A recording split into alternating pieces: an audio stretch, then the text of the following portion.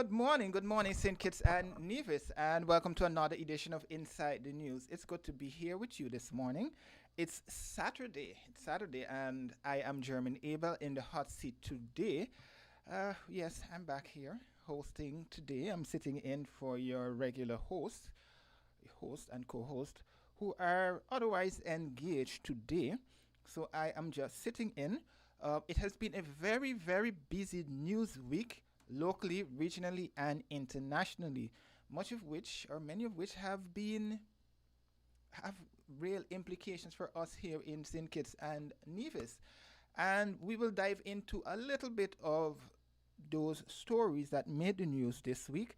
And then we will open the phone lines for your calls. You can call and share your thoughts.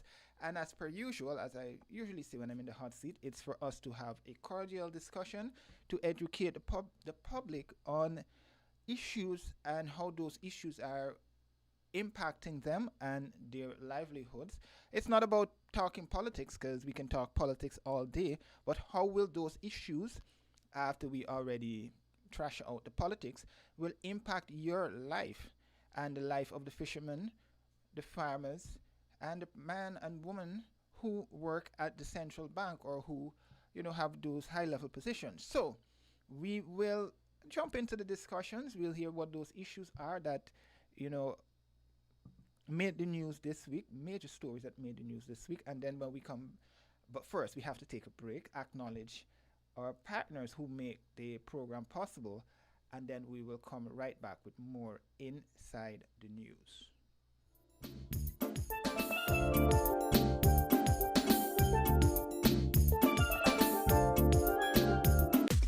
Come, build with us at Hostels Building and Nevis Centers. We don't just sell materials, we help you build your dreams. Whether it's a new home, a renovation, or a DIY project, we're here to make it happen. That's why we say, build with us. From foundation to finish, come to our stores where we have the best in building materials, hardware, tools, paints, expert advice, and more. Whatever you need, you can count on us. So if you're ready to get started, build with us. With Hostels Building and Nevis Centers, you're not just building a structure, you're building a future. Let us help you create something amazing. Dream with us, plan with us, grow with us, build with us. Come build with us at Hostels Building and Nevis Centers today. Build with us at Hostels.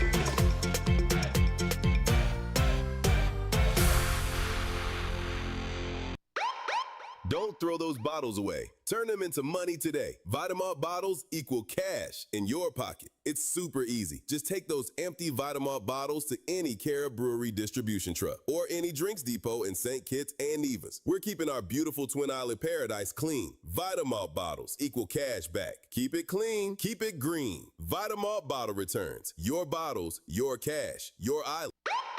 Don't throw those bottles away. Turn them into money today. Vitamalt bottles equal cash in your pocket. It's super easy. Just take those empty Vitamalt bottles to any Cara Brewery distribution truck or any drinks depot in St. Kitts and Nevis. We're keeping our beautiful Twin Island paradise clean. Vitamalt bottles equal cash back. Keep it clean, keep it green. Vitamalt bottle returns. Your bottles, your cash, your island. People make the world go.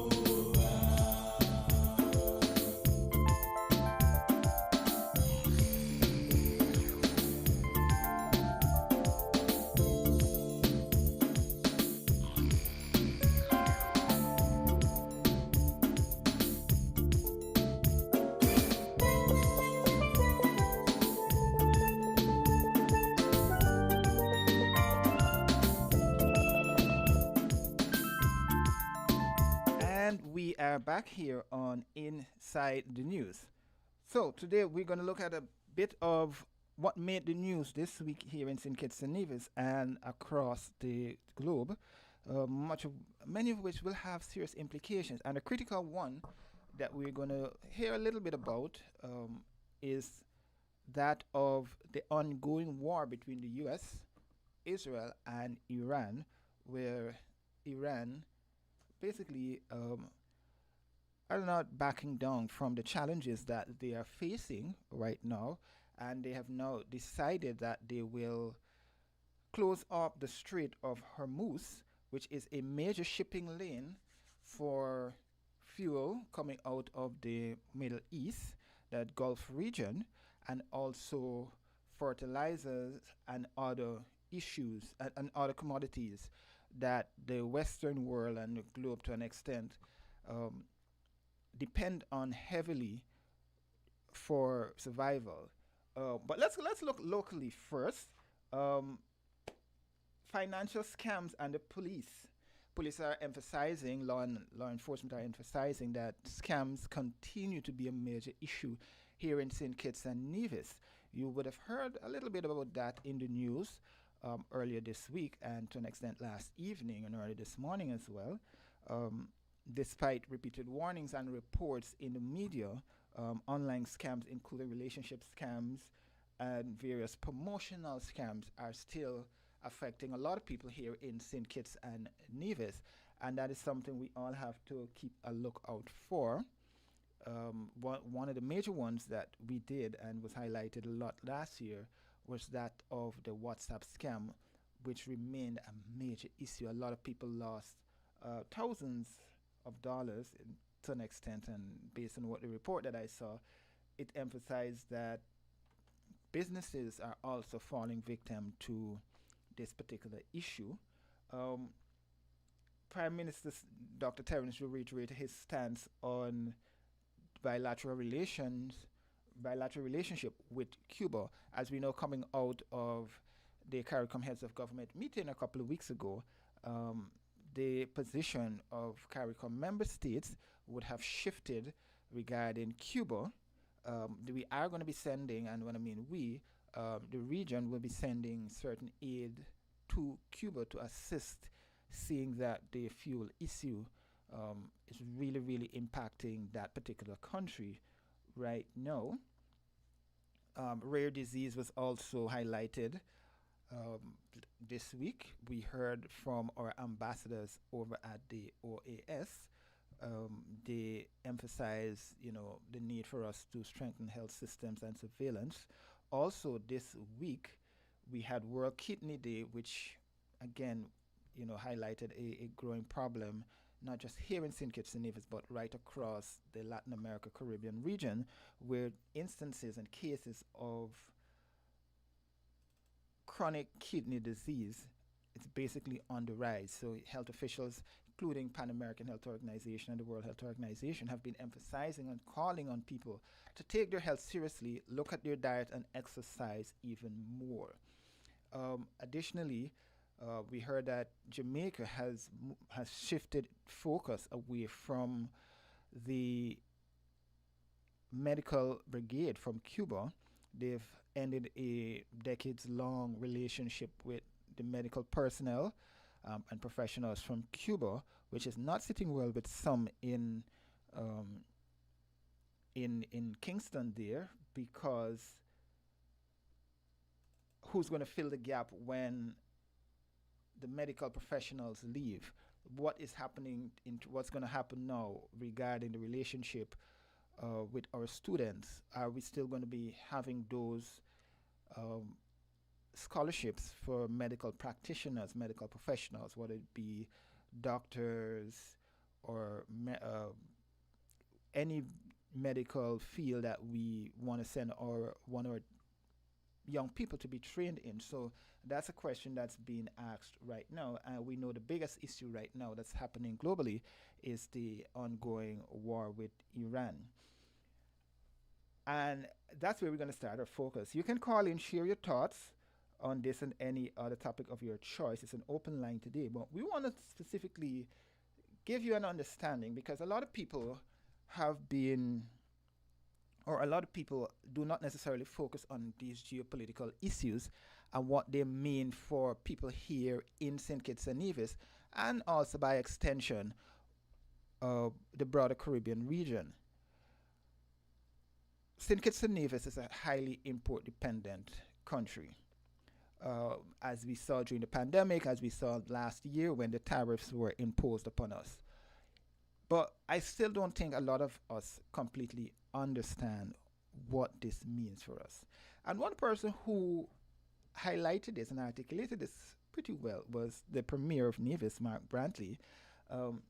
He spoke to this issue recently and what we can expect going forward. And he was very much blunt in his take on this. So I'll let you hear a little bit of what he said.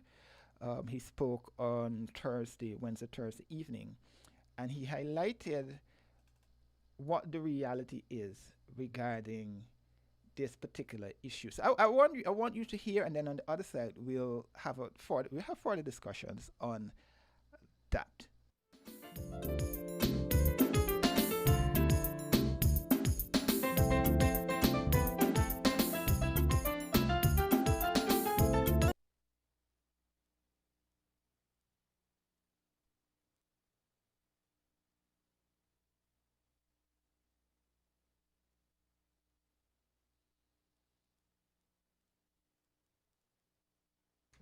Well, it seems as though we're having a little bit of technical difficulties there.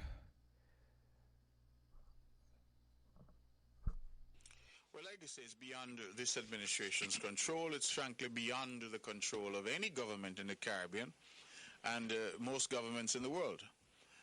The truth is that the United States and Israel have taken a decision to attack Iran. Whether it was a miscalculation in terms of the implications of that attack or otherwise, I can't say. Clearly, they have the benefit of vast intelligence apparatus, and they should know what it is they're doing. But Iran is a major oil producer. I think they say it's the 8th, I believe, largest producer of crude in the world. But more importantly, Iran is in an area of the world, the Middle East, which is an oil-producing area of the world.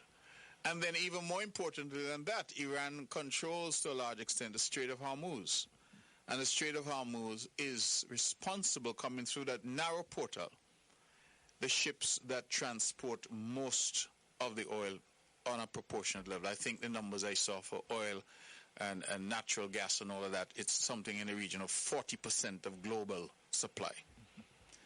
So you attack Iran, and therefore Iran's supply is disrupted. Iran, in return, has tried to close off the Strait of Hormuz. And in addition, Iran's strategy has been to attack its neighbors. Saudi Arabia, oil-producing nation, UAE, oil-producing nation, Qatar, Bahrain, all of them have come under attack from Iran. And what seems to be, I'm no expert, but what seems to be Iran's strategy is that we may lose the war because we don't have the firepower to fight against America and Israel. However, we will create havoc across this globe because we know that energy fuels the world. So already the immediate result has been an escalation in the price of oil. I want our people to understand that when oil prices escalate, everything else escalates. When the Strait of Hormuz is closed, it puts pressure in terms of supply. Once there's pressure in terms of supply, it means that demand starts to outstrip supply already. We see the, Atomic Agency. They have already released significant quantities of oil from reserves to try and stabilize. I saw one analysis this morning which said that will last about 4 days based on the level of consumption of oil in the world. It means, therefore, that unless this conflict is brought to an immediate end, and I'm hearing President Trump predict that it'll be 4 to 6 weeks. If we have 4 to 6 weeks of this level of bombing, attack and counterattack, not Israel, but Iran deciding they are going to go after Middle East targets, I fear that this entire world may be plunged into economic meltdown. And the people of Nevis must get ready. The people of our region must get ready. I met recently with some individuals who are now involved with what was Delta Petroleum and Sol. And the conversation, one thing the regional manager said to me that immediately resonated, he said one thing he can guarantee is that prices are going to go up, meaning the price of fuel. Normally you're not at the pump. Diesel is cheaper, a little cheaper than gasoline. Right now, according to him, diesel is more expensive than gasoline. And our generators at Nevlec run on diesel. So, if the price of your fuel escalates, Nevlec is now going to say, you have to pay a bit more for consuming the electricity because electricity is costing us more to generate. The bakeries are going to say, we are using electricity to bake our bread. Nevlec is charging us more, so you have to pay a little bit more for the bread. The bus driver is going to say, I'm paying more at the pump to fill up my bus. So you want to get from Gingerland to town, you may have to pay a little extra. Then the shippers are saying, because of the attacks on shipping lanes in the Strait of Hormuz, the premiums, insurance premiums are going up. And so the ships that are bringing our goods here from Miami, our lumber, our food, those ships are going to be paying more for fuel and also perhaps paying more for insurance. When they come here at the port, you know we have something called CIF, cost, insurance, and freight. And so if the freight price gone up, the insurance price gone up, even if the cost remains constant, when they work out your duties and your VAT and all of that, you have that cascading effect. I believe that these are the consequences for small nations where decisions are being taken for whatever reason, but we are paying the price. It is very reminiscent to me of climate change, where the big countries in the world polluted the world, but the sargassum is coming to the Caribbean. The warming oceans are in the Caribbean. The bleaching of the corals are in the Caribbean. The droughts are in the Caribbean. And the terrible hurricanes and storms are in the Caribbean.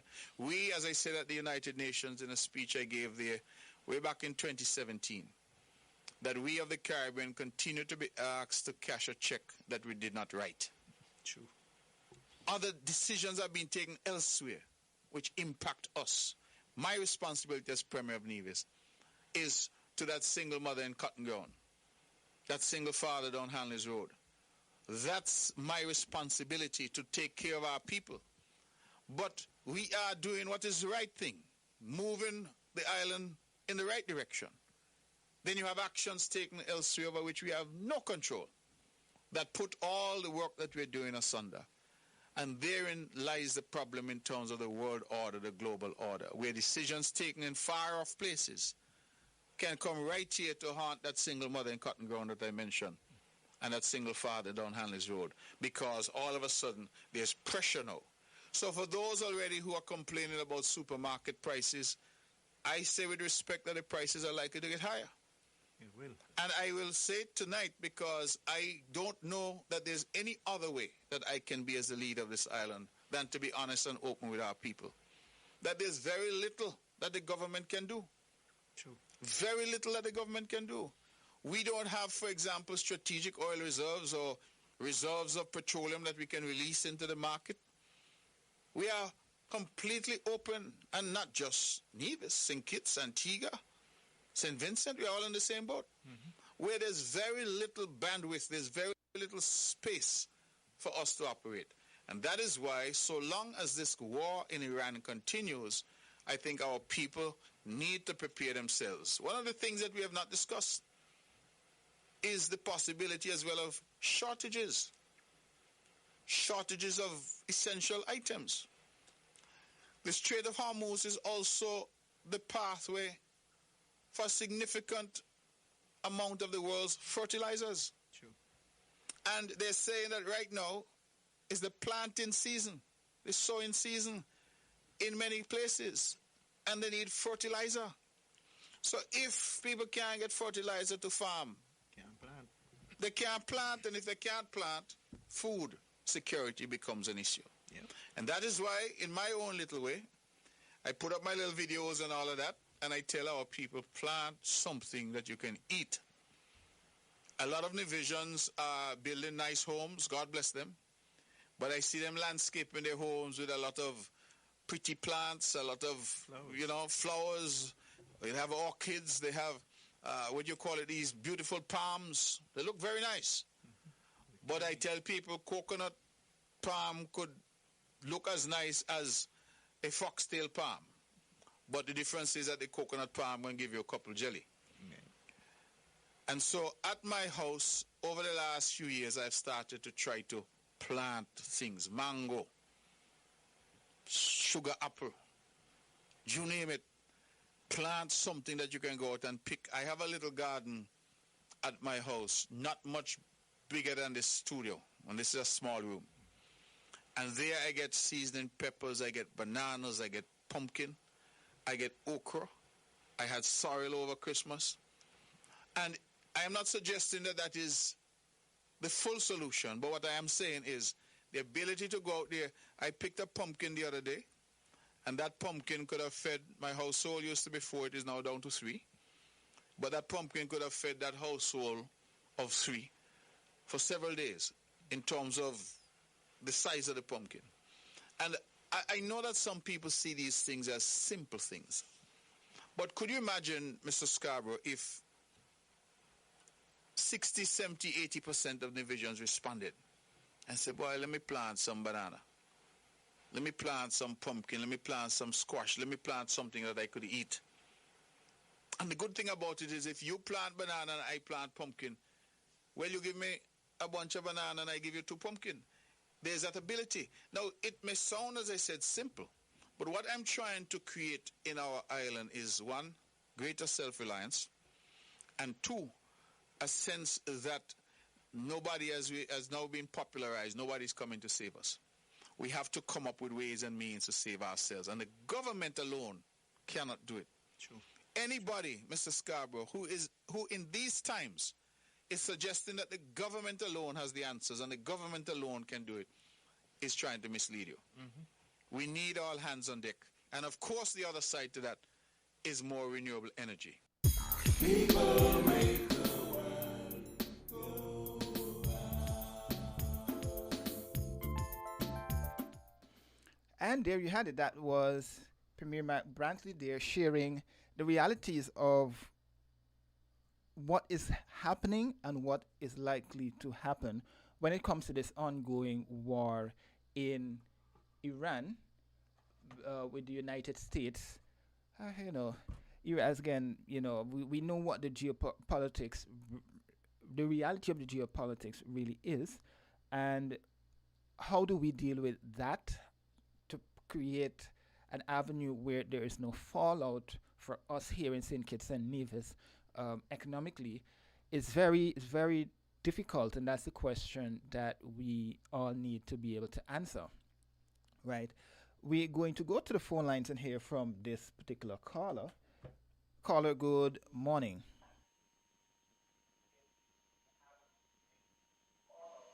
Good morning, Adrian. Good morning. Good morning, Mr. Adrian.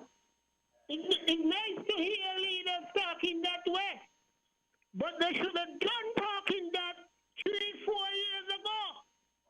As my brother preacher, Joseph Hill, told us years ago, year after next, it's going to be redder, it's going to be dreader, it's going to be tougher. So, I hope when the leader is saying that he continue to preach that to the poor people and forget about libertarians taking the same land where he asking them to go feed on and plant something. We got to look at leaders who is genuine and understanding what's going on in this world. Not themselves and family and raking in big sums of money. Look out for poor people. Have a good morning, Mr. Egyard. And continue. Thanks, caller. Yes, so that caller was sharing his thoughts there. The reality is, again, the Caribbean region. We've long been talking about this particular issue of self-sustainability in the region. Places like Guyana has been defined and determined as one of the few countries in the world right now that is able to sustain the people within the country. It's self-sustainable in terms of agriculture and its food supply.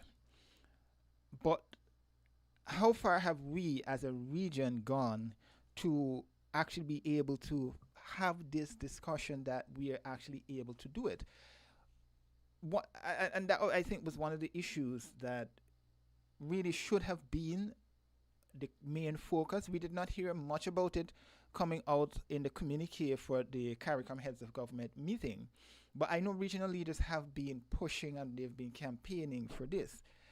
But the broad issue that we're facing is, and to an extent, some of it was what the Trinidad leader was alluding to. Before I finish that point, let's take this call and hear what this caller has to say. Caller, good morning.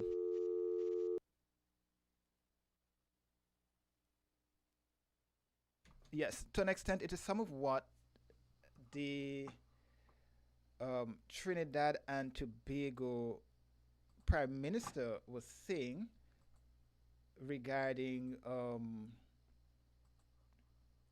yes, regarding what and where CARICOM is right now when it comes to this whole discussion about being self sustainable. Yes, she. We've been talking about all of this for quite some time, but have we literally made progress when it comes to this entire discussion? And the reason why I am saying this is we we should have learned specifically from the COVID-19 pandemic. We leaders have been trying to make progress in terms of the food, reducing the food import bill and so forth. But did the people of the region actually buy into it? We've heard geothermal, we heard the Prime Minister earlier this week at his round table emphasize when he was talking about this ongoing war. He also emphasized the importance of renewable energy, um, the need for us to really push and get that done. I could remember a couple of years ago, the former prime minister also alluded to the fact that we have to build up other pillars of our economy in order for us to be self-sustainable. We go to the phone lines. Caller, good morning. Good morning. How are you doing? I'm well. Oh, so far so good. Somebody is well. That's great. Interestingly, according to the subject of which you are speaking to, the issues of which you speak to, for some reason or another, I can agree with you 100% that we have not been moving in the right direction to make preparation for the expected. I've been listening to the news like everyone else, so do you. And we noticed that Americans are crying out for the price of fuel. When the price of fuel reached up to $2 and $3, everybody gone crazy.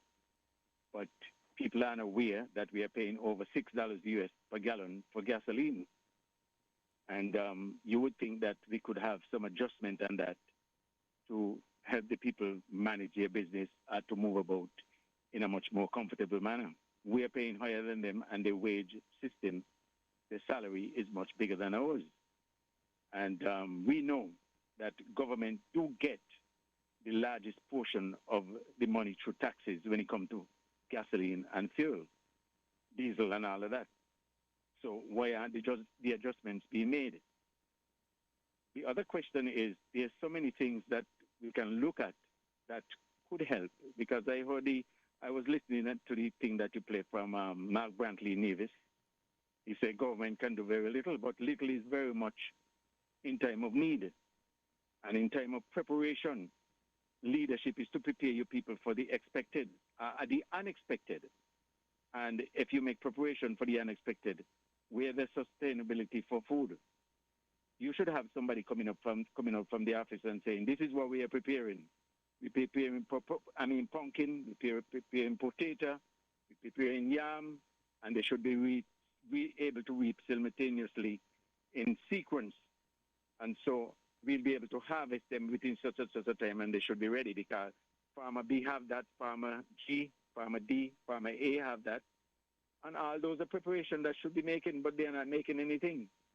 You want to tell me up to now, you import a vehicle into St. Kitts, and you pay $15 for the vehicle, and you're going to pay $25 to take it out from customs. That can't be right. And our government, Dr. Douglas put it on, and all the government leave it. Everybody leave it because they get comfortable taking it, even though they know and they are aware that they tax in tax. They still continue to do it. Why is it that you continue to do something that you know is wrong and is illegal? Because you're getting it done? Come on. We have to do better than what we are doing. And we look like we may be doing good, but I tell you, we're not doing as good as we look. So it is my opinion that it's time to start. And people talk about getting away from the U.S. You can't get away from the U.S. You ain't no way you could get away from the U.S. They could do you anything you want. Everything they tell you, you have to say yes. Because there's no plan to be independent and to be dependent on yourself. You hear, Carl, I want to ask you two questions, right, on 2 points that you made. You mentioned the reduction in taxes, I'm talking right? a lot of things, yes.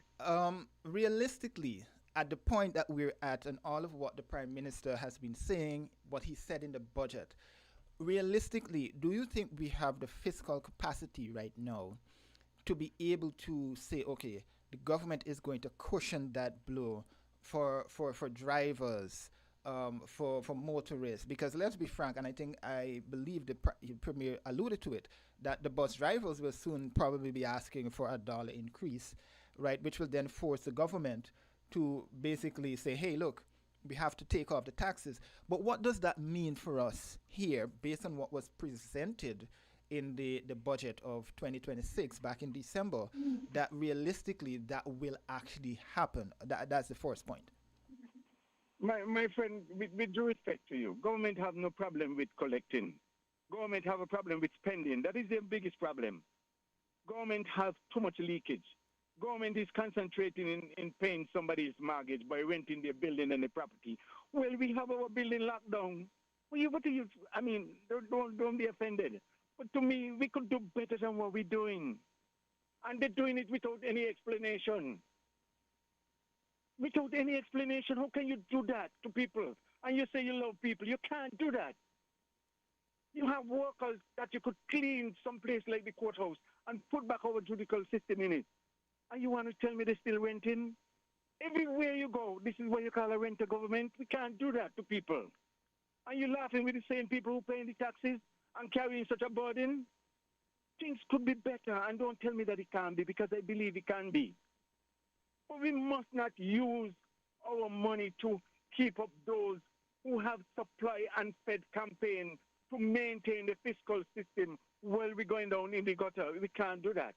I'm not saying that you must take money and give it to people. Don't do that. But find ways and means so that people could go to work to own what they make. Because if people work for the things that they get, they will treat it better with more respect, and they'll hold on to their dignity. But people ask the dignity, if you're going to give them a handout like a $500 or $200, I don't believe in that. I believe that every man should work to own their keep. Yes, you should pay your taxes, but don't tax. And don't look at me and laugh at me and think that I'm going to like you and agree with you because you're doing me something wrong. Every one of us have what you call, throughout the Caribbean, we have something what you call the CET, Common External Tariff. And they use other things and other means to take money from people. People are hurting that way. You can't do that because people trying to raise their head. So when somebody tries to do a little business, you're ready to take it from them before they get a chance to float. You can't do that. Do the thing right. And just quickly, because I want to get your thoughts on this other point that you made, right? Because I have to take a break. But you also referenced, to an extent, the topic of food security and that farmers need to do more. But are we empowering farmers to do more, one? And two, do you believe farmers themselves are actually taking up the initiatives? And this is not hitting out at any farmer, right? Do you think they're doing enough? Because you touched on the point that, if one farmer produces something, another one produces something, so they're scheduling, so we have crops over a period of time. But based on investigations and reporting I've done over the years, the issue that we've found is everybody producing the same crop and reaping the same crop at the same time, which creates a glut on the market, and then you have basically a non-existence of crops. How do you believe we can tackle that right now as we speak, specifically to this issue? That is the reason why SSMC, we are the model in the Caribbean, not Central Marketing Corporation. That is where that came in. We were the model in the corporation. We went over to Antigua, and it's still working in Antigua. We used to sell food all the way down to Tatola, in the Virgin Isles, and all around practically Antigua, the Caribbean. No, we are not, because there's no structure, there's no organization, there's no system in place to say, okay, you planted potato, you could plant next month, you could plant the other month, and people plant in rotation because everybody needs to get a good chance at each product that is on the market to sell. And so if you plant last month or 2 months ago and I plant next month or whatever it is, we'll be able to get a line. But the thing is that there's no corporation and there's no organization. Government needs to have you have to lead. And once you put a leader in a system in place, people will follow. And not only that, with the equipment, people, they're crying about the farming equipment. Let farmers come together and buy their own tractor. Use government only as backup tractors. When a tractor lands and the pier, you drive it off just like we had in SSMC. Think it's manufacture corporation. All agriculture produce should become under government structure. Let Johnny tie his goat and let Hobie tie his pig. Keep people, animals out of people ground. And not only that, the 2-foot animal who go and say, I only taking 2 with the bag and go with the whole ground, keep them out of people's garden, who planting. And try to do something to curb the monkey problem. You have to look like you're doing something, not only by doing something, but you have to appear to be doing something. And so therefore, to me, there are things that we could be done. Don't say we can't do anything, because we are alive and well, we're alive. We have to do things. But we have to let people know that and to be seen to be doing things. Not just talk about things and they just go away. We highly about something today and tomorrow it goes under the bridge. We have to act. Have to act. Because if not, hurricane going to come and destroy everything, and we can't feed our people because there is no ship coming in, there is nothing planted in the ground, and all kind of things could happen. We are in a very vulnerable position. Anybody who knows economics will understand that it's goods and services. We only have services. We have no goods. We have nothing to sell. We had a sugar industry. We close it. Nothing wrong with closing it. But you could have narrowed it down. You could have thinned it down, make it smaller, and then we'll have something to sell. But right now we have nothing to sell. We buy from everybody, but nobody buying anything from us because we have nothing to sell but services. I think I have said enough. All right, thanks, Carlos. Thanks for sharing your thoughts there. Yes, so yes, it comes back down to the point again that we need to do more as people, to take the mantle into our own hands when it comes to this whole discussion surrounding food security, energy security, and all of that. Because at the end of the day, what are we doing to assist ourselves? I mean, the caller touched on something there that some farmers may not like, which is you have to come together as farmers and buy your own equipment, the tractors and so forth, and not necessarily depend on government. We've always been saying that self-help is the first pillar to success, right? We continue to wait on the government to be able to provide this, and then, let's be frank, there's a bureaucracy that you have to go through to get approvals for 1 cent, and then that's going to take another year and a half, colloquially speaking, to get those funds to be able to do whatever it is that we need. But I'll continue to make the point when we come back, but we have to take a break now, acknowledge the people who make the program possible, and we'll continue with more Inside the News here on Win FM. We're different. We're 98.9. 98.9. Win FM. Don't throw those bottles away. Turn them into money today. Vitamalt bottles equal cash in your pocket. It's super easy. Just take those empty Vitamalt bottles to any Cara Brewery distribution truck or any drinks depot in St. Kitts and Nevis. We're keeping our beautiful Twin Island paradise clean. Vitamalt bottles equal cash back. Keep it clean. Keep it green. Vitamalt bottle returns. Your bottles, your cash, your island. Come, build with us at Hostels Building and Neva Centers. We don't just sell materials, we help you build your dreams. Whether it's a new home, a renovation, or a DIY project, we're here to make it happen. That's why we say, build with us. From foundation to finish, come to our stores where we have the best in building materials, hardware, tools, paints, expert advice, and more. Whatever you need, you can count on us. So if you're ready to get started, build with us. With Hostels Building and Neva Centers, you're not just building a structure, you're building a future. Let us help you create something amazing. Dream with us, plan with us, grow with us, build with us. Come build with us at Hostels Building and Neva Centers today. Build with us at Hosfords.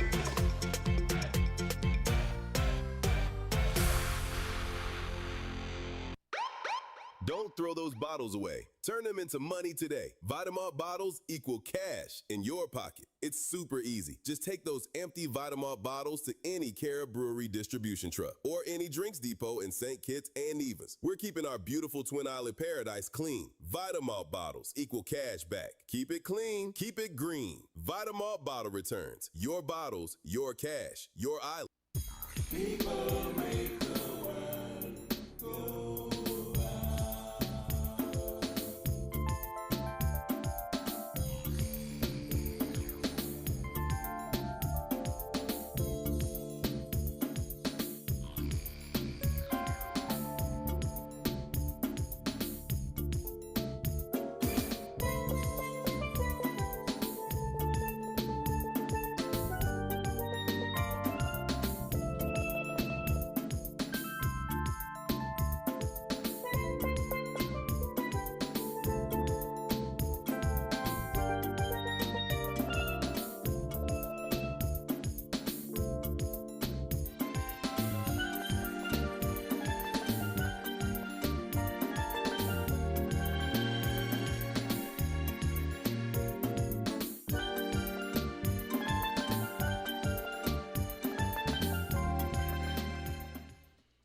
And we are back here on Inside the News. I'm your host, German Abel, sitting in today.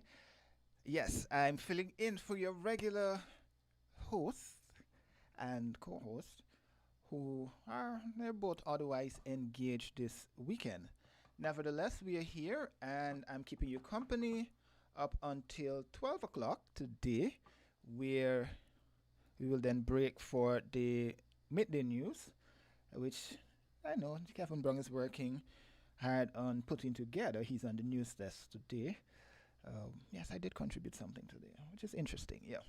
But nevertheless, we are looking at the major issues that made the news this week and have serious implications for all of us here in St. Kitts and Nevis. Many of us look at international affairs, international relations, international news as just being filler stories. For us here in St. Kitts and Nevis, a lot of people have often ask us, why do we do these stories? Why do we follow these stories? You know, they're far away. Why is the U.S. bombing Iran or Israel joining the fight such a big story for us? You know, a lot of people brush it off. But what people forget, and which has become a cliched part of me, we don't live in isolation here in St. Kitts and Nevis. Many government officials, prime ministers, politicians, even economists, accountants have always said, time and time again on this program, anything that happens internationally has implications for us here in St. Kitts and Nevis. Not just here in St. Kitts and Nevis, but right across the Caribbean. Because the bottom line issue is, we do not manufacture, we are not self-sustainable. We do not have, and the premiere in the clip that I played, we do not have oil reserves. We do not have energy reserves. We can only work with what we have. And what we have is not efficient to be able to sustain us for a week, a month, much less 6 months, a year, 2-3 years down the line. Right. Even if we start to farm, there will come a point in time, because we have the hurricane season, we have climate change impacting us here in St. Kitts and Nevis and the wider Caribbean. We will have to import stuff. That's just a given. But because we have to do that, we have to be cognizant of what is happening all across the world. Yeah, some may say, oh, Guyana has oil. How is that going to benefit the Caribbean? I don't believe at this point the government has taken any steps to be able to say that we are going to provide oil or work with the main extractor of oil to be able to provide that resource to the Caribbean. That is why the Prime Minister, in one of the news stories this week during his roundtable, was pushing to partner with Nevis to get the geothermal off the ground, because then that will provide, I think, roughly about, and if my recollection is if my memory is correct, about 30 megawatts of power or something like that to bolster what we have. And then they're putting out a call for proposals for to construct to deal with the solar panel, solar power generating farm. So we are now moving to that point where we have to, and we recognize that we have to be energy efficient in everything that we do.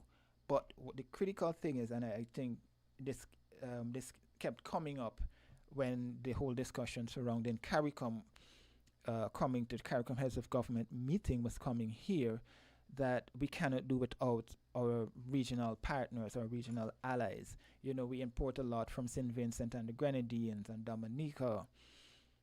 Dominica needs us in terms of some of what we provide. Guyana needs certain imports. Belize, while they produce food and they have land, they don't produce certain other commodities, so they have to import. So that was why it's critical for us in the Caribbean as a bloc to be able um, to work together. You know, CARICOM isn't perfect to an extent. It can be perfect, but we just need people to understand and pressure leaders to make it perfect.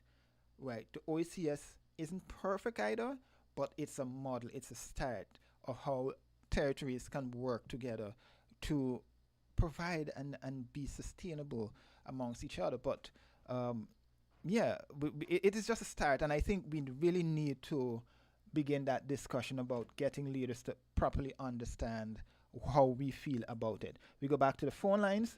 Caller, good morning. Caller, good morning. Good morning, Mr. Agard again. You just mentioned something there concerning the farmers. The government have to free up the farmers them at the support. Then strong in the pocket. They're not strong in the pocket, Mr. Agard. The government have to give the leeway that these people could get stuff to produce. This is global time. This is hard times. People need food. And all the governments in CARICOM should have used the power of our frigid man and come together. No nonsense. Go all out to support the farmers in their individual territories. That is what we want from we weak government. CARICOM is weak. All of them weak. All. They ain't strong like where we had before. With Manley Bradshaw, Eric Williams, Tom Adams, and all these. But caller, hold on, right, caller? You know, they're weak. Caller. They're weak and they're trying when they're weak. No, look what going on in the war. You just Caller. explain certain things, what happening in this trip, and it could be detrimental to the small islands down here. We want governments who could look beyond. As Joseph Hill said, year after next, he gonna be redder, he gonna be dreader and tougher. Have a good morning again. All right, caller, thanks. Now, I was just going to ask that caller a question pertaining to the point that he was making, calling for farmers, for governments to provide more assistance to farmers. Um, le- Before I play the next audio, let's take this caller. Caller, good morning.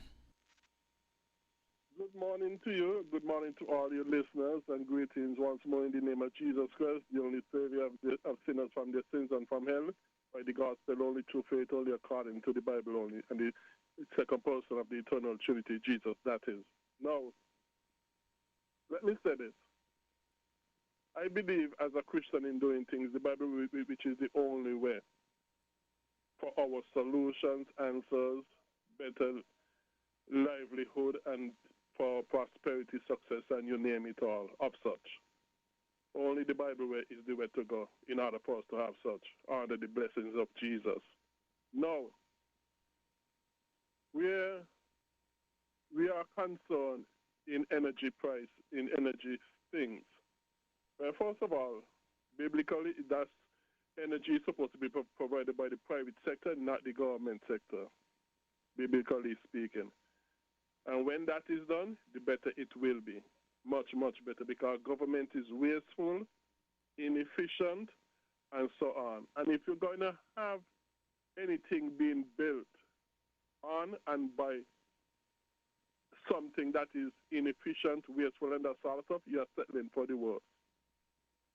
If you're going to have whatever built by what is efficient, prudent, and that sort of stuff, that is the better way to go, which is the private sector, which is competitive, innovative, creative, genius, and that sort of stuff.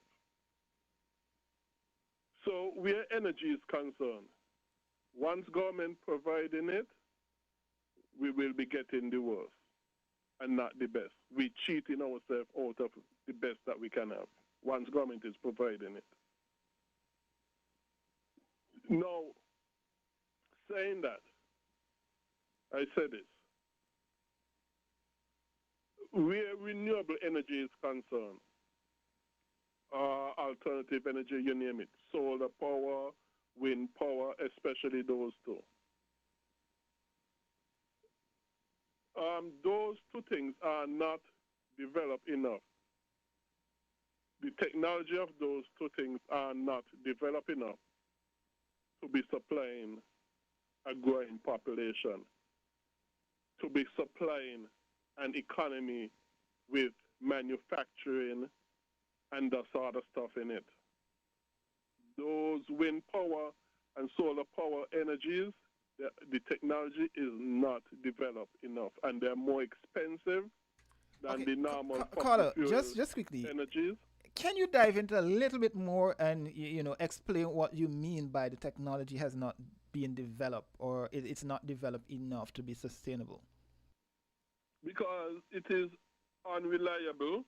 It's more unreliable than fossil fuel and that sort of stuff. Number two, it's more, in the end, it's more expensive because countries that have, like the Spanish and I think Dutch and other countries that have increased the percentage of their power supply, the energy supply to these things, have had their customers' bills increase significantly. They have seen more blackouts, brownouts, that sort of stuff. Okay, let me just interject there, right, Carla? I see where I see what you're saying, but I don't want us to be confused that when and this is from my understanding, right? I'm not speaking for the government or anything, but when the geothermal and these renewable energy streams come, but when this energy initiative comes on stream, I don't think it will be wholesomely integrated into the grid system, right? I think what, from our understanding, is that is just going to be something assisting with the capacity, load capacity, what in terms of what will be provided, not wholesomely saying we're going to get rid of the fossil fuel aspect of electricity generation, right? Well, you have this because, and you're correct, St. Kitts and Nevis may soon, if we get all the investments that the governments and administrations would like, that they would more than likely will need more power and capacity generation. So I think probably that's where this whole discussion is coming. But make your point. Yes. No, geothermal, once done properly, and I emphasize, geothermal, once done properly, is reliable. Is reliable. But what are not reliable is wind and solar power um, sources of energy. Those two are not reliable, and those we seem to want to go. The geothermal talk, as far as I'm concerned, right now is just a talk. Okay, because years now that talk going on. But solar and wind power, the government said it want to go 100% or something like that using those, I think, by 2030, something like that, if my memory serves me correct. And I am saying, even just look at other countries that have not even gone 100%, but have increased the reliance on these things. And you would see that, like I said, the bills of the customers have gone up significantly because these things in the end prove to be more expensive. You quicker have blackouts and brownouts under these things. Not only that, the batteries is some very big, bulky batteries. And you're going to need a lot of them, and they're very expensive. And, for example, you're going to need them for the night, and you're going to need them for when sun is not shining that bright, or wind is not there. And these batteries, they're still, even as bulky as they are and expensive as that, they still can provide per unit the amount of energy that fossil fuel and but Carl, I want to ask you one question, right? provide. I'll give you 30 seconds to respond, right? And this is just a frank question. Are you in support of this initiative that the government, the renewable energy initiative that both administrations are pushing to have implemented here in St. Kitts and Nevis? No, I'm not supporting government going to rely more and more on wind and solar. I'm definitely not in support of that because other countries have seen the failure of that. And not only that, another thing, the solar panels and even the wind turbines and that sort of stuff takes up a ton load of land. And they still ain't sufficient and efficient.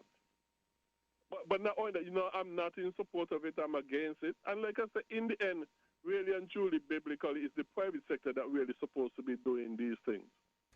Really supposed to be doing things. But not only that. You see, the reason why I asked that question, right, caller, but I have to take a break right now, though.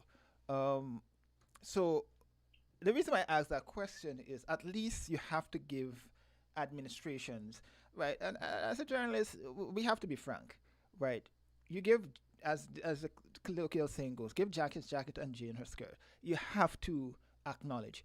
If it's not done properly, then you acknowledge that it is not done properly. And I take the caller's, opinion that, he's not in support of it. Not everybody is in support of initiatives that various administrations do. And that's the sort of discussion that we want to have here, at least when I'm in the hot seat. Tell me why you are not in support of. And he laid out his point, right? But at least, give Jack his jacket, at least efforts are being made to combat a particular issue where that is really impacting us here in St. Kitts and Nevis, which is the high cost of energy. We pay some of the highest energy costs in the Caribbean and in the world in general, right? And if it's a case that, one step is being made and it's not done properly, then you acknowledge it's not done properly. I mean, not everybody will be in support of, but let's have that discussion where everybody will share their thoughts and opinions on those particular issues. But we have to acknowledge our partners now, and we will continue with more Inside the News here on winnfm.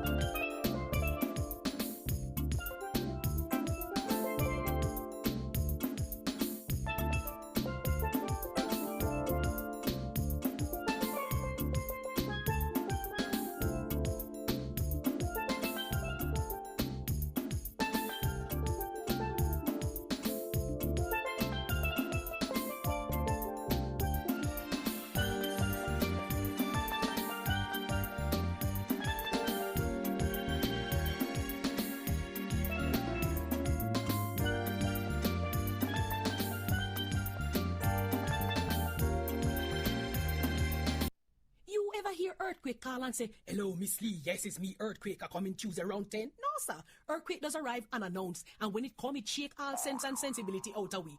Remain calm, stay inside, and do the DCH. Drop, hover, hold on. Once the shaking starts, you know it's earthquake. Make a quick move to a safe place. Don't run to the door, we are any exit. Stairs might block up, are full of people. Elevator, avoid that, because you might get in and poof, power gone.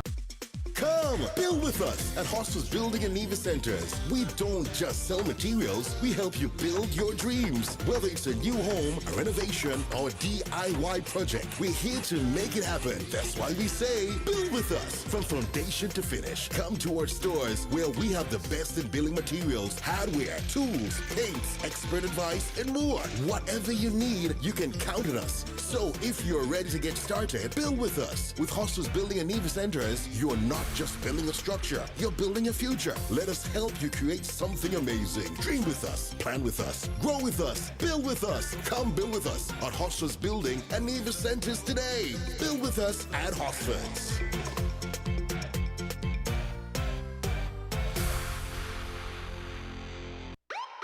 Don't throw those bottles away. Turn them into money today. Vitamalt bottles equal cash in your pocket. It's super easy. Just take those empty Vitamalt bottles to any Cara Brewery distribution truck or any drinks depot in St. Kitts and Nevis. We're keeping our beautiful Twin Island paradise clean. Vitamalt bottles equal cash back. Keep it clean, keep it green. Vitamalt bottle returns. Your bottles, your cash, your island. We're different. We're 98.9. 98.9. Win FM. People make the world go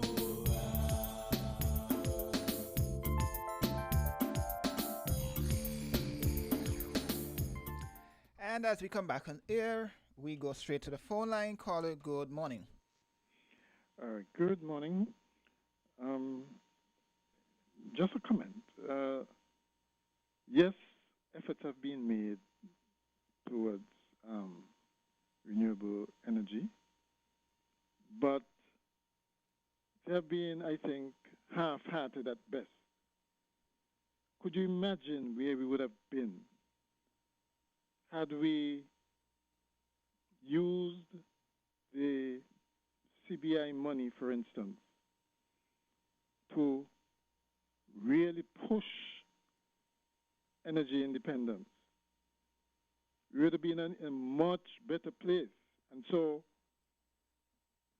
instead of doing the kinds of stuff with that money that really have people asking, well, what did we actually do with that money? It all goes to priorities and vision. Because as I said, had we invested this money to, like Dominica has done, have geothermal actually a reality, then we would have been in a much better place. And it all goes back. It's all well and good to say, well, efforts are being made. But if the efforts are not bearing fruit, then the efforts are fruitless, shall we say. Okay? And we have to question policies that do not redound to the benefit of the country. Right? And we can go through a whole list of policies and projects and so on that are questionable. Right? I mean, the latest being, for instance, why on earth would we be financing a school, first of all, at that cost? It's strange that a school is going to cost that much. A high school is going to cost that much. But what's even stranger is funding the economy of somewhere else by having structural components being built there when they could easily have been done here as well. Okay? You know, we have to question why government would give a blank check to whoever is building it to do something like that, right? It doesn't make sense. Maybe there's an explanation which I don't know of, but it just doesn't seem cost effective. And as I said, the overall cost is, I find, exorbitant. Okay, and so when we don't question things like these, we end up in the situations that we have now, where we have to say, well, had we been more wise in our decision making, had we been more prudent in allocating money that we had then for doing things that make them more of an investment than anything else, okay? Rather than making sure, for instance, that people get good paying jobs by attracting good, whether it's hotel or industrial plants or whatever, as opposed to concentrating on handouts which are intended essentially just to win votes.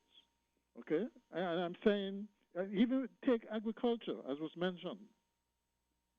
We keep saying how important it is, but we don't show it in our budgets. Okay? And as a result of that, we still import the majority of the food that we need. Okay? When that is something within our control to effect, right? I mean, some kind of self-sufficiency in the area of food, but we're not committed to it.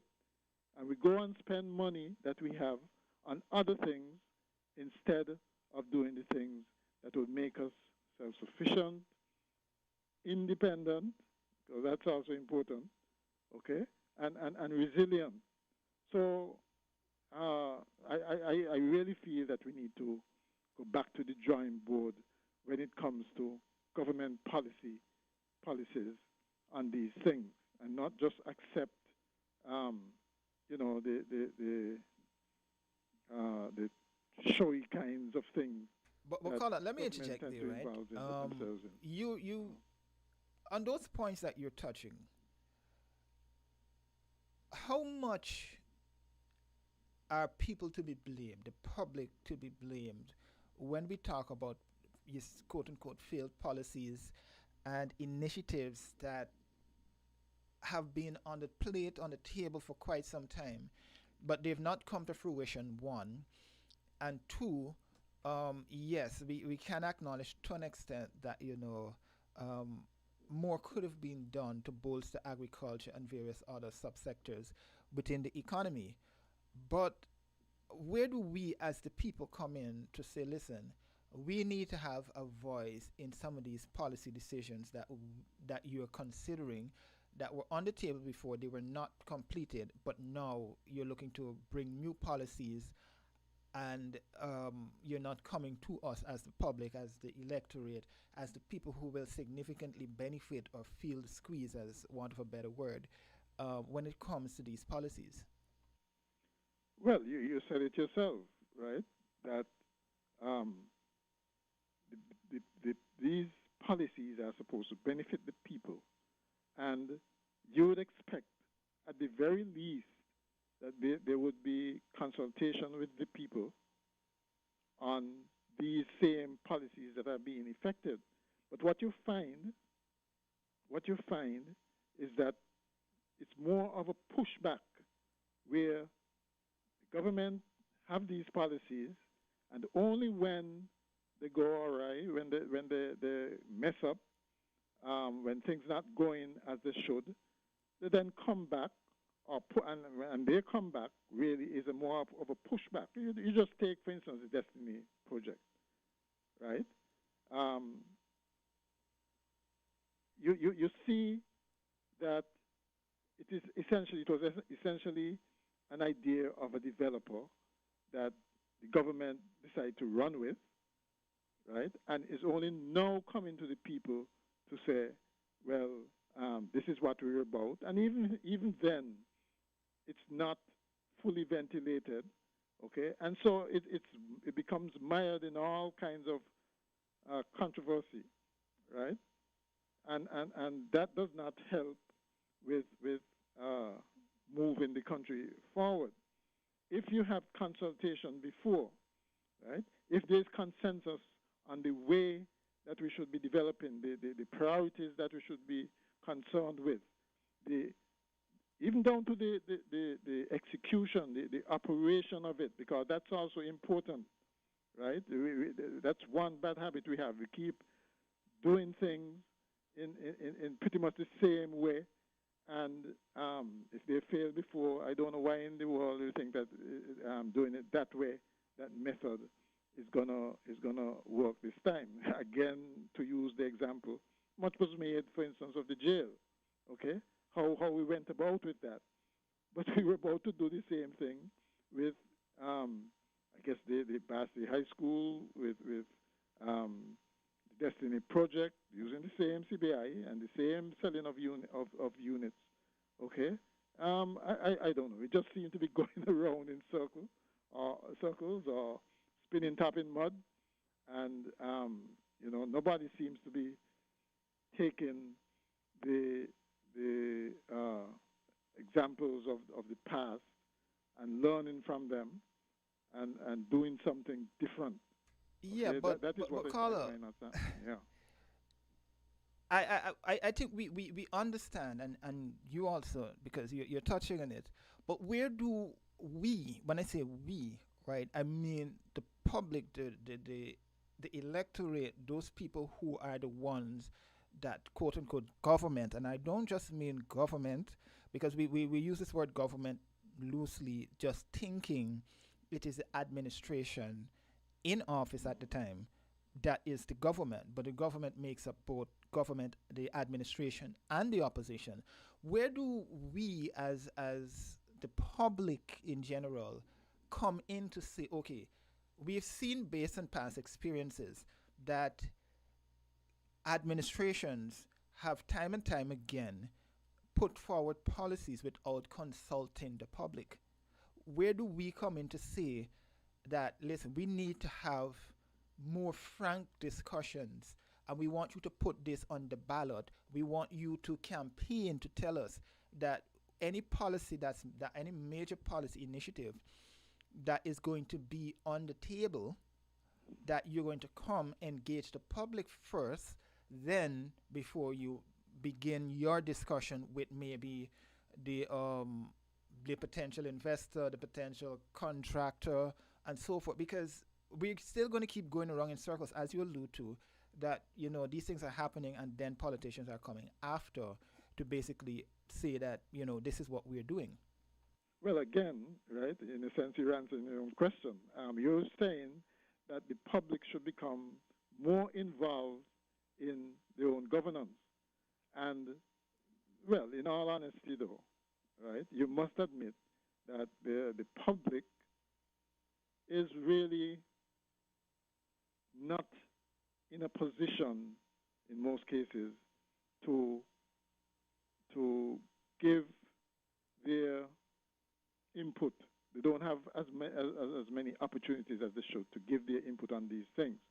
Most people are busy going around about their daily business, dealing with the daily struggles of life and so on, and are not going to be intimately involved in what you're talking about here in the actual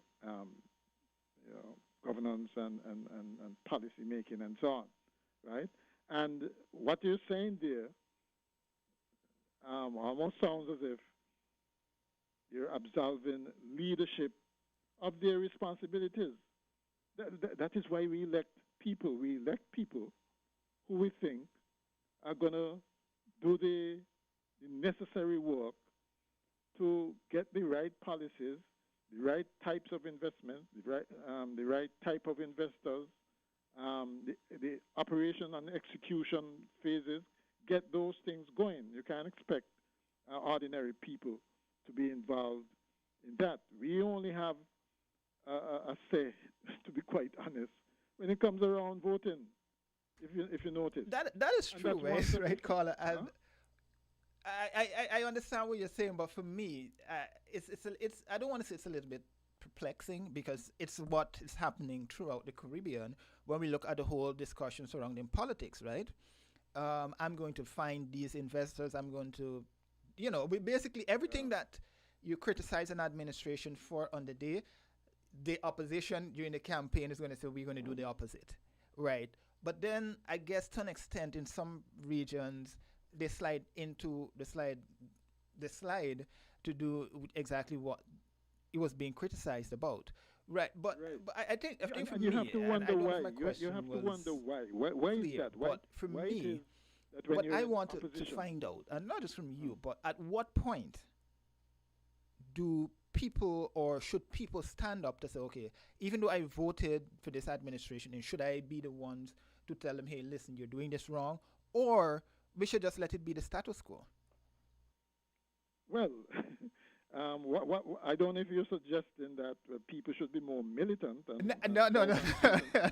That's not what I'm demonstrate. suggesting. No, because I think the thing is, so Okay, let's for say instance, me, for example, look I'm at the this. president, and you don't like what I'm doing, right? You call for town hall meetings, you pressure an administration to have more town hall meetings, and I'm not suggesting that this is what should be done, right? But it's just that this whole discussion surrounding, um, you know, having more discussions and having more of an ear from the public, I think that is what the public should call for because, as you said, um,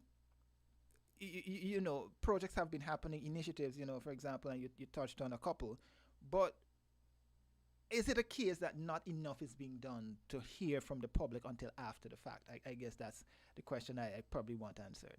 Well, the thing is, if the public itself does not make its voice heard at, let's say, election time, when people come around with the free talk and the promises and all of that, if we at that point are not careful in who and how we vote, then that is what I think perpetuates the situation. The only way, because you see, the way it's going, if you notice, uh, generally speaking, once the particular party or politicians get into power, right, they suddenly find that, well, what was happening before actually works for them in that they're more likely to be to maintain power by doing those same things. Okay, and so if you take, for example, that civil society group that was formed in Nevis that asked for using the Freedom of Information Act, asked for information on details of a particular project, say, and you get pushback. Instead of if you're open and transparent and so on, there should be no pushback. You give the people the information so that they can decide yea or nay and support whatever policy that, or project might be introduced. But instead of that, you get pushback. You know, what's the point of a freedom of information legislation if you're going to be told, well, let the process play out? That's stalling as far as I'm concerned, right? Wherever the process is at that particular point, give people the information. You can't ask for people to be supporting a particular project and you don't know, and they don't know what they're supporting. That's buying a pig in a bag. And who does that? If you see what I mean. And so I don't expect, other countries would be more militant and they're out on the streets and saying definitely not and that kind of thing. I think that happened in Grenada recently. I think with the military installation that was supposed to be set up there. I mean, there was so much opposition from the public, and it was so evident that the government didn't dare do it, right? And but I don't think, in all honesty, in our particular situation, we don't have that level of consciousness. Well, maybe not. Maybe I shouldn't use consciousness. Maybe I should say we don't have that level of militancy because you see. I don't like the use of the word militancy or militant because no. it's I mean, going to suggest I don't that mean in we terms of suggesting violence. that this is what should be done. No. I don't mean in terms of violence. I don't believe in that kind of militancy because it's destructive and it's just a waste having to build back after. So that's not, when I say militancy, I mean in the sense of, when you talk of trade union militancy, for instance, you mean that they're either withdrawing their labor or having a protest in some fashion, but not involved in violence. So when I use militancy, I know that some people may think that's where it's going, but that's not. I don't know if you can insert a better word. Activism. I don't know. That's what I'm referring to. Not I no understand what violence you're saying. or anything like that. Yeah. So I'm saying don't absolve. The leadership is important, and you should not absolve leaders from their responsibilities by throwing it on people, the collective, and saying, well, the people, at what point are we responsible for our own affairs, kind of thing. Well, that's what we elect leaders for, right? To do things that are right and would act in the best interest of us. But when we find that is not happening, when we find investors keep coming in, and it happens time and time again, using our money, and that's the strange thing about it, okay? Using our money to enrich themselves, okay? And the people we elect constantly fall for it. That is what I find really hard to understand. That part of it where, when you're in opposition, that that's not good. But when you get in, it's business as usual. It's the business as usual part that I think we're all, and it leads to frustration, to nihilism. You just decide to opt out. You decide, well, I'm not voting, which doesn't help. You throw your hands up. You get disgruntled and disillusioned and all of that. And I think that, unfortunately, is where a lot of, not people here, just here, but in the Caribbean are at the moment, right? That is why, even though the leaders who participated in CARICOM, just concluded CARICOM meeting, might say, well, it was a success, etc. You don't get the feeling, I don't see the regional feeling among the populace that they were satisfied with the outcomes of the meeting. I just don't see it. Right? All right. Thanks, you can call back, but I need to take a break now, and we will be right back with more Inside the News here on Win FM.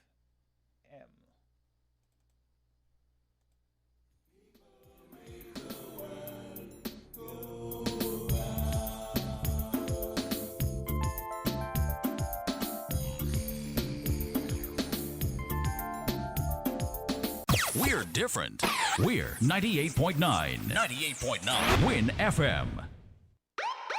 Don't throw those bottles away. Turn them into money today. Vitamalt bottles equal cash in your pocket. It's super easy. Just take those empty Vitamalt bottles to any Cara Brewery distribution truck or any drinks depot in St. Kitts and Nevis. We're keeping our beautiful Twin Island paradise clean. Vitamalt bottles equal cash back. Keep it clean. Keep it green. Vitamalt bottle returns. Your bottles, your cash, your island. People make the world go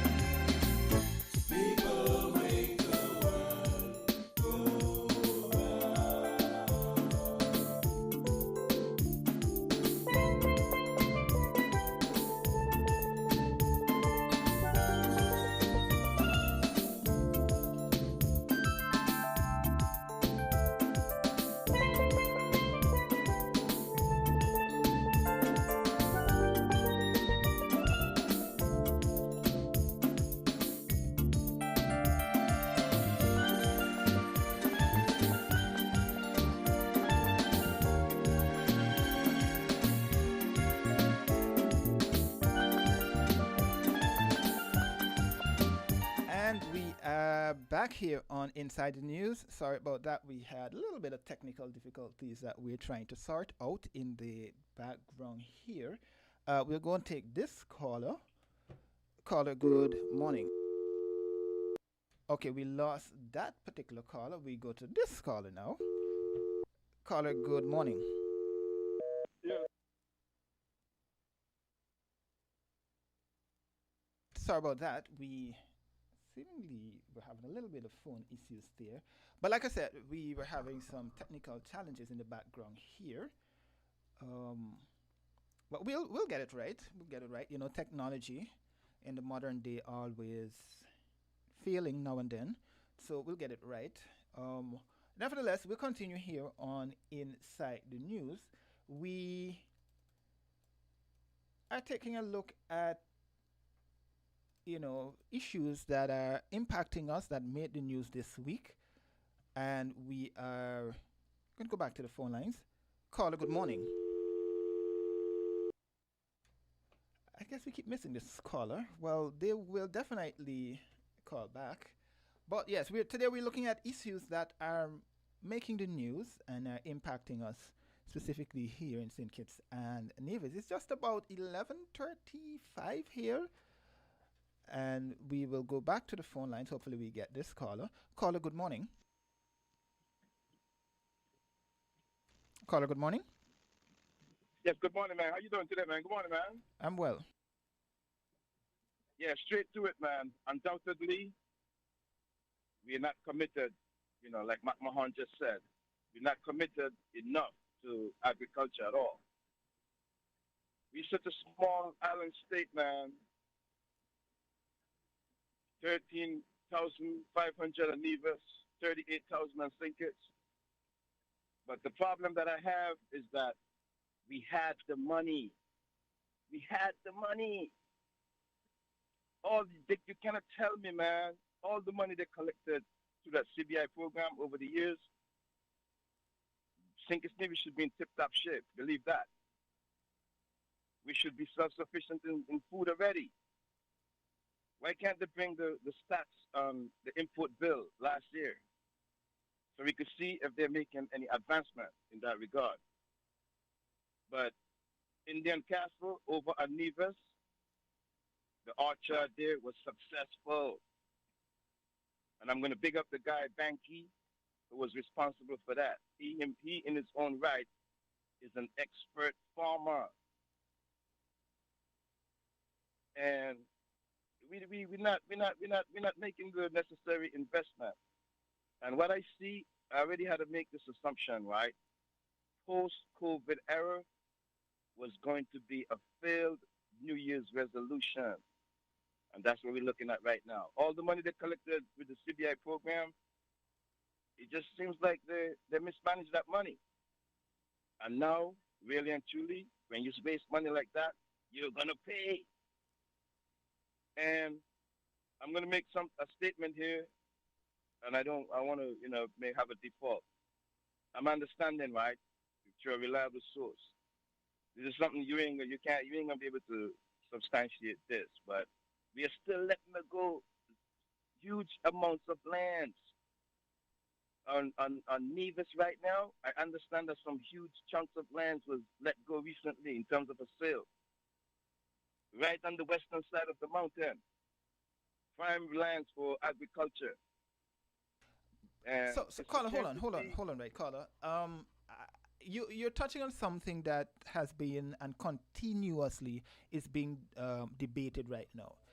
And I just want to get your opinion, right, on this particular topic, because you mentioned lands are, prime lands were sold, and then you touched on agriculture. But then it raises a bigger question. How do we balance between investment and agriculture? Because let's be frank, a lot of people, a lot of returning graduates from overseas who went overseas to study are returning to St. Kitts and Nevis. We want them to come home to build St. Kitts and Nevis, build the St. Kitts and Nevis economy, right? But at the same time, we also have to be cognizant of the fact that while we want those people to come back to St. Kitts, we also need investment We need maybe manufacturing industries. We need people to set up businesses and so forth. But then we're also talking about agriculture, which will also require land for that. So what do you think we can do to balance that niche there?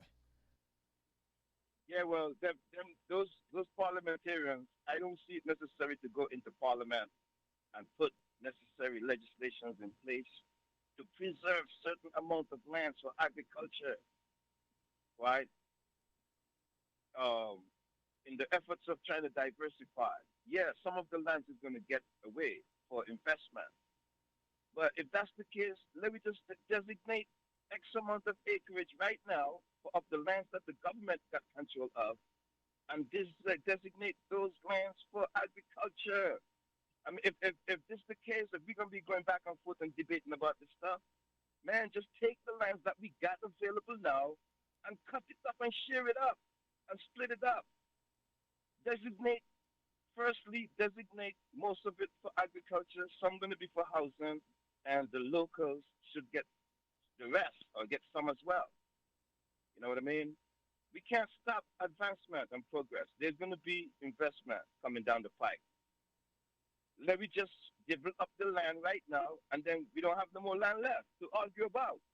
Let's cut the lands up and split them up and share them up right now. Because if all of it goes towards the foreigners, the rich foreigners, then the locals are going to lose out. We're going to be like strangers in our own land. But I want to make a quick point real quick before I get off, before somebody else get in. I know they had like a training in St. Kitts when I was a young boy. Like personals from Nevis used to come over to learn how to learn nursing and stuff like that. And this is the point that Mac Mahon be making, right? Why not build like a state-of-the-art school or state-of-the-art college or something? With the Cuban medical crisis right now, it's an opportunity, and we in St. Kitts and Nevis should probably look at this before another island jump at this. We should build a state-of-the-art school to train for doctors and nurses, is to fill that void. But Carla, as you say, yeah, we should seek that. But realistically, do we have the capacity to be able to? While it's a good suggestion, let's break it down a little bit, right? Because I have another caller. Do you think we have the capacity to be able to sustainably host a medical school, a local medical school in St. Kitts and Nevis? Just like how we look for funding, different places for different projects. We can do that as well, even if we don't have the capacity. But we got to get up to speed with the geopolitics of the world right now. Things is changing rapidly, and every day, I'm in the United States, right? And every day that you get up here, it is something new, especially with Trump being in office, his immigration policies and stuff like that. One last point, and then I'll get off. You know what I see in terms of the immigration last night? They are now, they reduced the fee for persons who want to give up and denounce that U.S. citizenship. And I'll leave it there, man. Thanks a lot. All right, thanks, caller. Yes, so the caller was sharing his thoughts there. We'll take a quick break, and then we'll come back. We'll begin winding down the program. There were some other topics I wanted to touch on, but, the conflict in the Middle East, we can say now it's a conflict because it's not getting any better at this point. That was one of the issues, and that is really going to be hitting us hard. It's going to be really hitting home for many of us because, as the Premier said, and as economists and accountants and everybody has been saying, this particular issue is going to hit us in the pockets, and it's going to hit every sector realistically that we can think of. Energy is definitely needed. We are fossil fuel dependent country at this point. Don't be surprised, and I'm not saying it's going to happen, but possibility exists it's going to happen. Electricity prices can go up. Gas prices will be going up. The callers have been saying, the government to an extent can cushion some of the blow, but we'll continue with that discussion on the other side of the break. We have to take a break now. People make the world go round. If you need protection, you need one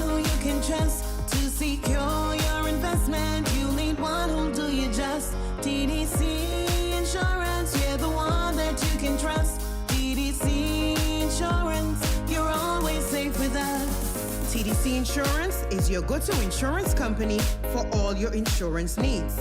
We take pride in offering you the best solutions and ensuring our customers are fully satisfied. TDC Insurance, we take good care of you, guaranteeing you peace of mind. You're always safe with us. People make the world go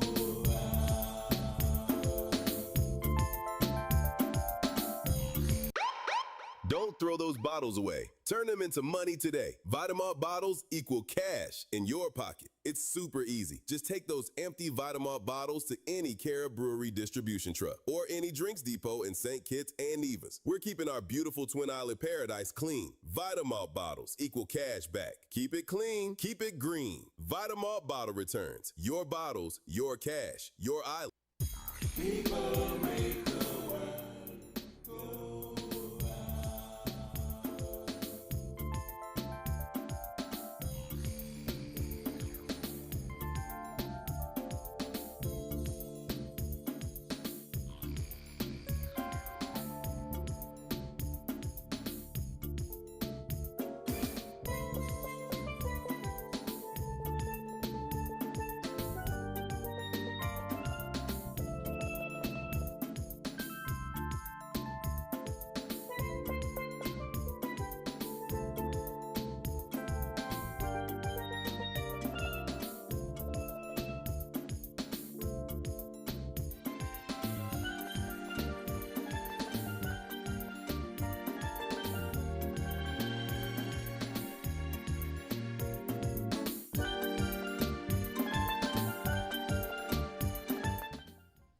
And we are back here on Inside the News.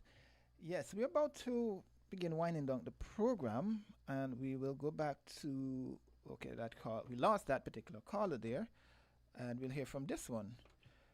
Caller, good morning. Yes, hello, yes. I want to say something else that upon what I last said. Now, I spoke about the private sector is the biblical way to go to supplying energy, and therefore the best and true only way to go in supplying energy. Now, when I speak of the private sector, we got to remember the private sector ain't just businesses. It is also you and me operating in our private capacity as well. All of that is the private sector, not just businesses. And I said that to mean this. If government, they should do, well, I believe the biblical way to go is 100% voluntary taxation. But even then, if government lower taxes, as somebody mentioned earlier, and deregulate the economy from government regulations, and also cut government spending and responsibilities continually, things would be getting a whole lot cheaper the more government do these things. The more and more government do these things. And so therefore, people, even in their individual private capacity as part of the private sector, would be able themselves to afford more and more solar panels and whatever other means to provide electricity and energy in our own private capacity, which will be much better than the government providing these things. But we also have to realize solar panels have very deadly chemicals in them. So you need to be able to dispose of these things properly, because the deadly chemicals in the solar panels and even in the windmill turbines and so on are very, very bad for the environment. So all of these things, and to me, all these things need to be taken into consideration. To me, as far as how I see it, and also biblically speaking, the private sector, including me and you in our private capacity, is the best way to take care of these things. And we see government, and government could do a lot to cushion also the expected increase in the cost of living based upon what is happening today in the news internationally with the wars and so on. Because, like I said, and like somebody said earlier, government cutting costs, cutting taxes, but I would also say expenditure and making the economy a free market capitalist economy. You do all these things, it makes life a whole lot easier for everybody. But lastly, I would like to say, we are in agriculture concern. You really want to help local food growth and that sort of stuff. Farms that the farmers have, they should be given, those lands should be given to the farmers as their own private property.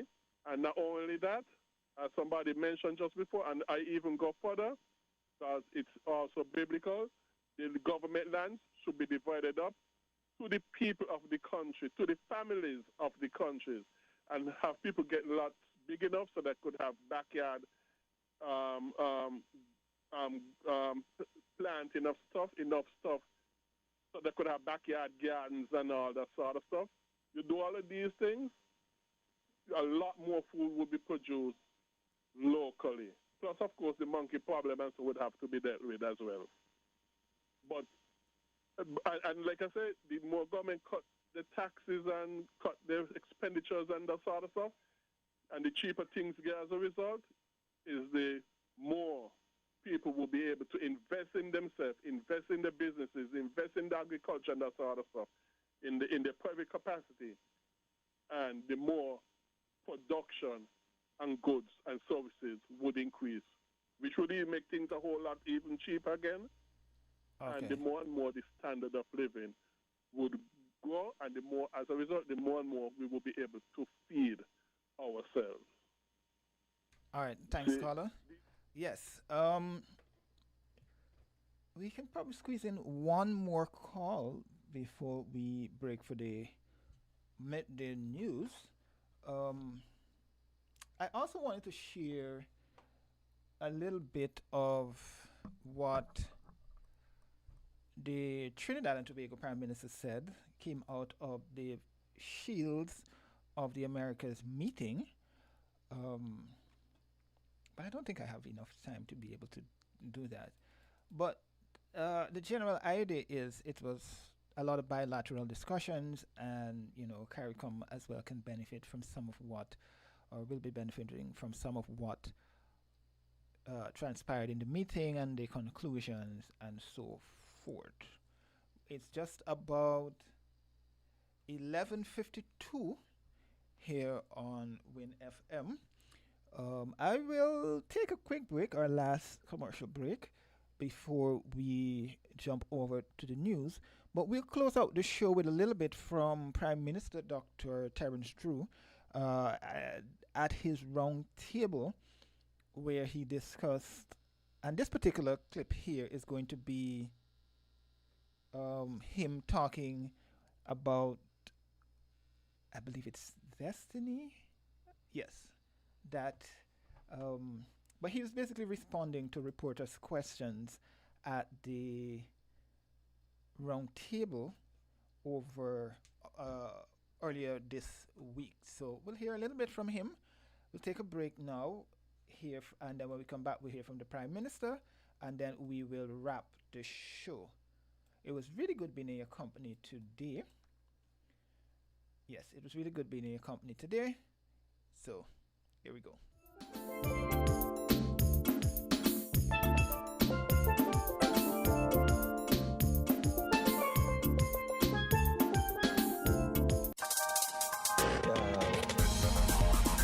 We're different. We're 98.9. 98.9. Win FM. Don't throw those bottles away. Turn them into money today. Vitamalt bottles equal cash in your pocket. It's super easy. Just take those empty Vitamalt bottles to any Cara Brewery distribution truck or any drinks depot in St. Kitts and Nevis. We're keeping our beautiful Twin Island paradise clean. Vitamalt bottles equal cash back. Keep it clean. Keep it green. Vitamalt bottle returns. Your bottles, your cash, your island. People make the world go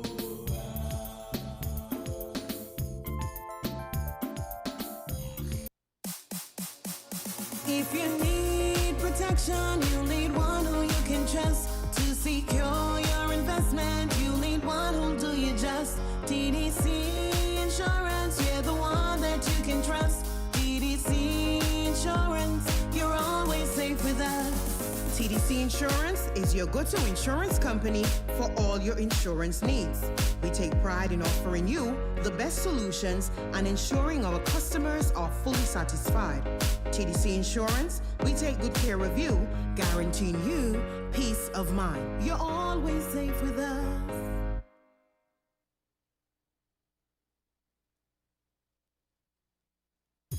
People make the world go round. And we are back here on Inside the News.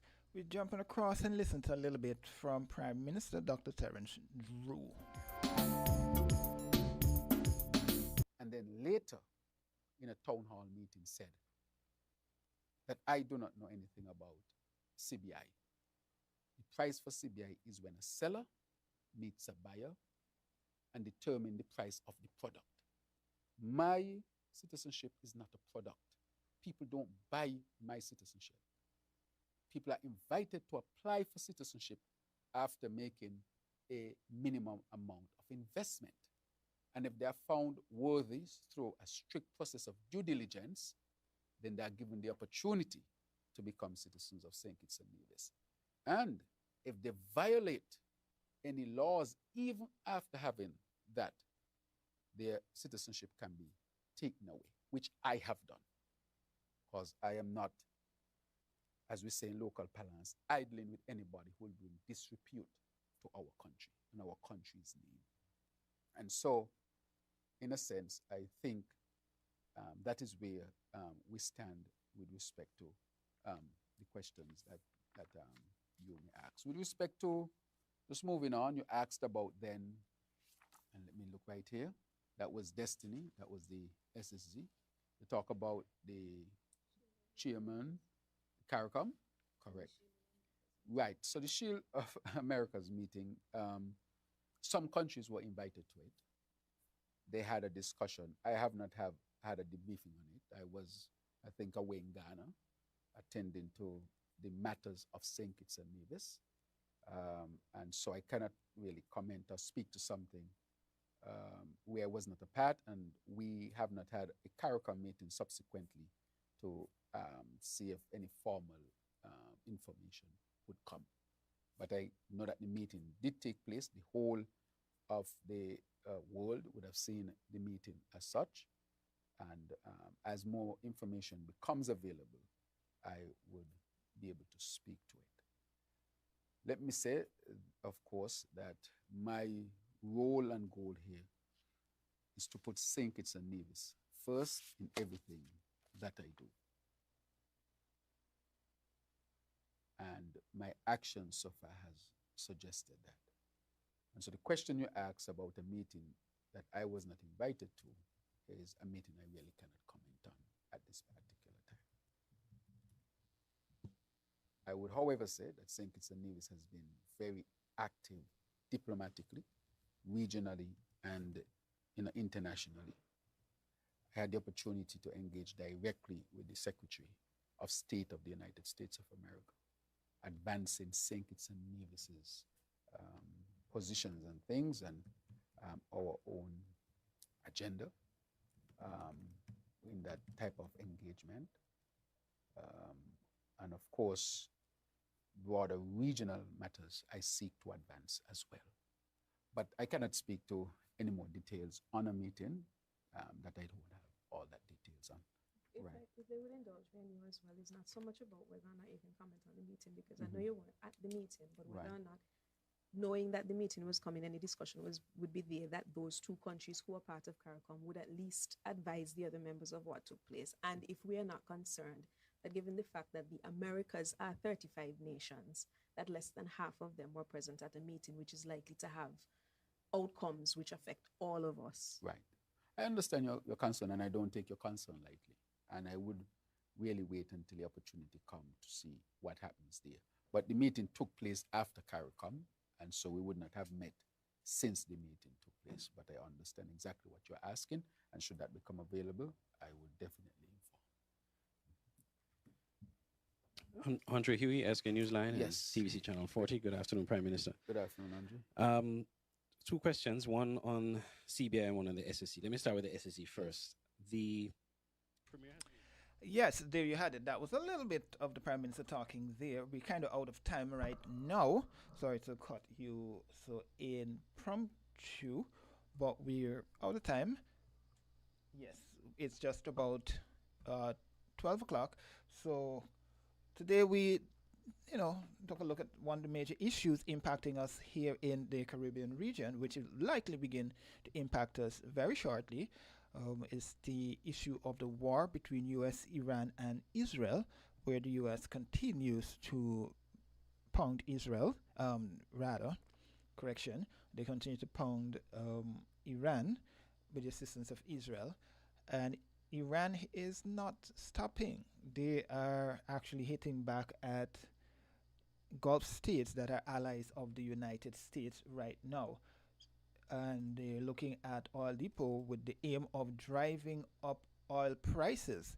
And some media reports have suggested that the target right now really and truly is to drive the price of a barrel of gas up to just about $200. When it reaches that price, yes, it's really heavy for us. But nevertheless, that was today's show. It was really good being in your It was really good being in your company today. I hope that we learned something and we were able to have a cordial discussion on matters important to us here in St. Kitts and Nevis. I'm German Abel. Say, do enjoy the rest of your weekends. They can stay tuned to winnfm, news, sports, and other entertainment all day. So until next time, do enjoy your day.